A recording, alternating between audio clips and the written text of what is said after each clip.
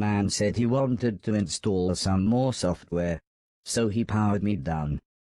When I came to, he said Mr. Silton had a joke for me, and that I should pull his finger. I don't think I got the joke. So the old man powered me down again. This time when I pulled Mr. Silton's finger, I got the joke. But it wasn't very funny. The old man then explained that he had installed a special chip which allowed me to clean away anything that was broken.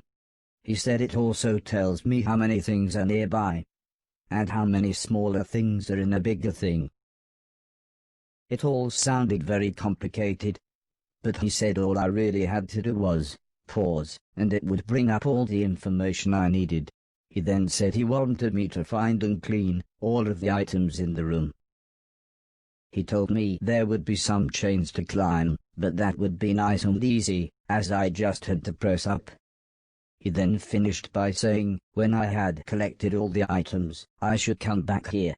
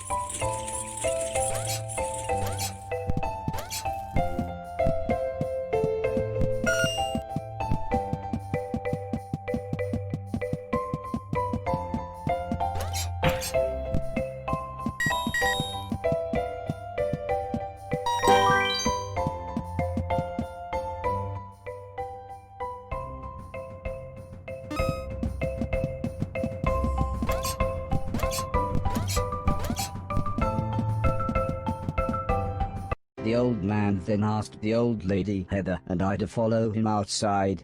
I was happy to, as it was a lovely hot day. The old man said he was worried that Alice had been hoarding again. She had filled up a small barn with old bicycles and newspapers. Heather said, this would be a perfect chance to properly test my new powers. The old man thought for a second, then said, using the steptoe chip, I should find and clean at least 300 things. When we explained to Alice what we wanted to do, she seemed scared. But after the old lady kindly explained that, well, the barn was starting to smell, she said it would be okay. One last thing, said the old man. If you want to use a door, just push up. When I was about to enter the old barn, Mr. Silton said he had seen some mushrooms growing inside. He asked me to give him any that I found. He then winked, but I wasn't sure why.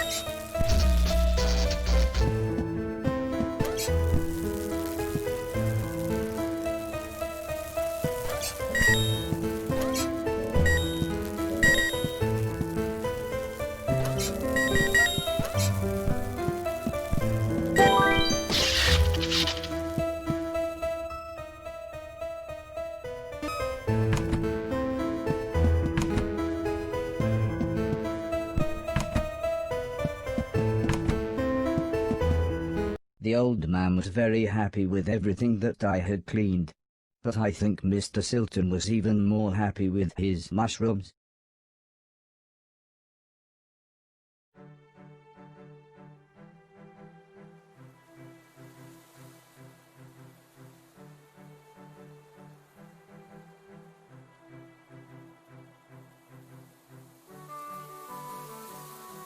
It wasn't the days getting shorter, or the evenings getting colder. It was the falling leaves that really made me feel sad. As we watched the trees blowing in the breeze, the old lady said, "The leaves must fall before the blossom comes." She had already explained the seasons to me, so for once, I actually understood. But it didn't make me feel any better. The old lady obviously had enough of my moping, and said, "Right, next week we're going to have a party." For some reason she insisted that we were all going to wear costumes. Heather was very excited and said, "I've got some perfect ideas."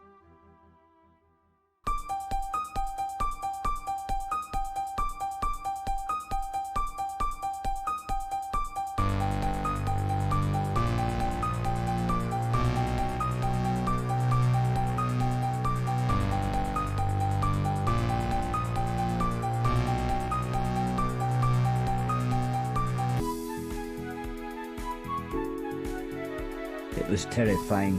Everyone was dressed like someone else.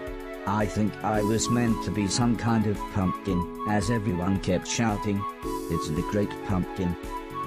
Still, at least Mr. Silton was having fun telling everyone his joke. And I suppose Heather's costume was quite flattering. After what seemed like forever, everybody left, and things got back to normal. Heather was allowed to watch a scary film before she went to bed, but I had to help Alice and Mr. Deck clean up. I wasn't happy about this, but the old man said if I was quick, then I could watch the end of the film with them.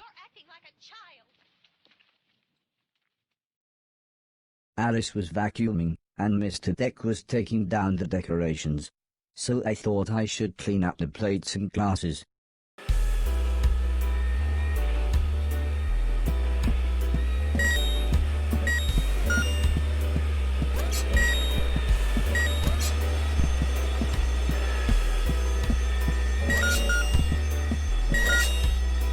The ear-splitting sound was the fire alarm.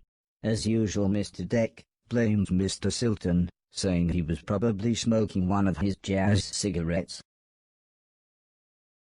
But then the professor appeared. He said that there was something burning in the kitchen. Alice looked confused, saying that she hadn't cooked anything since the morning. We were all surprised when Mr. Deck opened the oven. Inside was a large black cloak and a slightly burnt pair of men's underwear. Suddenly the old lady burst in. She looked terrified. She kept shouting, "There's someone on the roof." When we went outside, it slowly became obvious that it was Mr. Silton. He was completely naked and playing his guitar.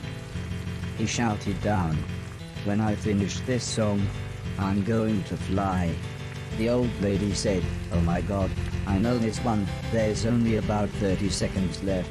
The old man then quickly turned to me and said, "You know what to do."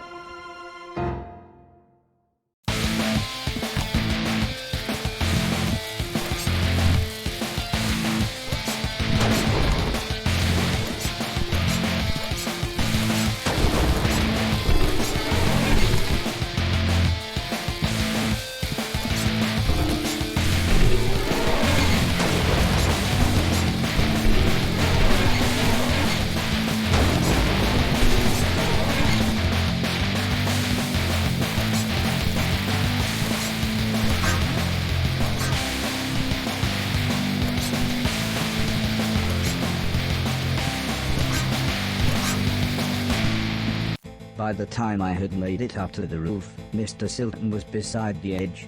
I tried to calm him down, but he was acting even more bizarre than usual.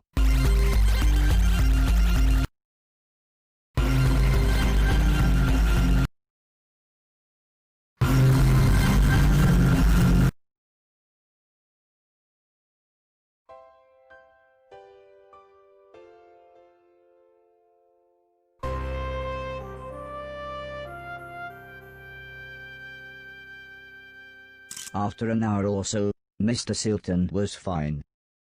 He said he had eaten some bad magic mushrooms. Part of me wondered why he hadn't doubled in size. Still, he was soon laughing and joking with the paramedics. One of them said he looked like the world's worst clown. I don't think Mr. Silton liked that. So he told his own joke. But that just made the other paramedic call him Marshmallow Marceau. I don't think he liked that either. But at least he was still in one piece.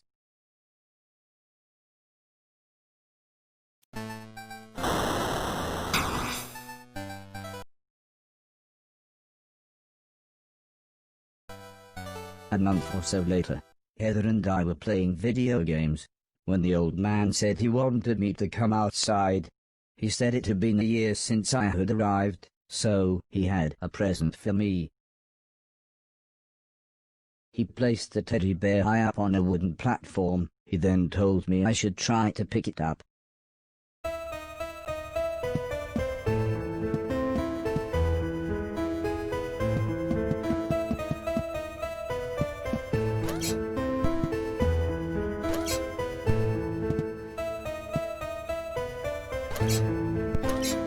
try as I might, I couldn't reach the teddy bear. However, I still don't understand what happened next.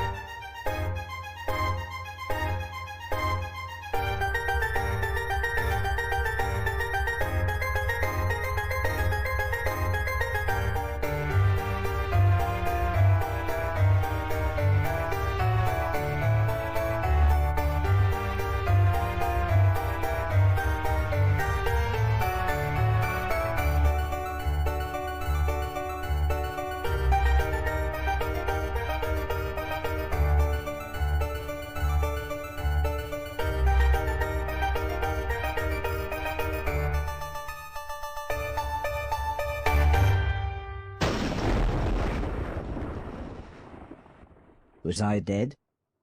Was this heaven? It sort of looked like the basement bathroom.